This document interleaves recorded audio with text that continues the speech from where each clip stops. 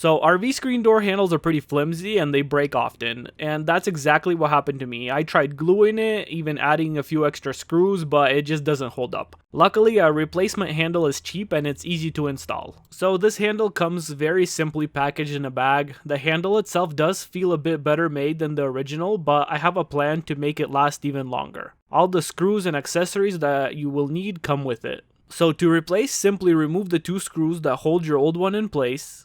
Then attach the new one into those same holes with the provided screws. My holes didn't match up exactly, but they still fit. Here is where I think the key to making this one last longer is. There is an opening in the middle of this latch, just the right size for an additional screw. Now it doesn't come provided, but I just went ahead and used one of my old ones. So simply drill another hole right in the middle and attach the screw. This should give it support on either side of the latch and it doesn't interfere with its actuation in any way. You might not even need to replace this, but I needed to as my original hook was damaged. This new little plastic hook was shaped a bit differently than my original one, so I had to drill new holes to readjust it, so that the latch would not be in the way when it was attached to my door. Simply check where the hook needs to be for the latch to not be in the way. Mark off the holes and then drill them. You don't need to be perfect as the height can be adjusted. Attach the new screws but don't fully tighten them yet. Put the handle in place and check the height you need. Then go ahead and tighten them in that position.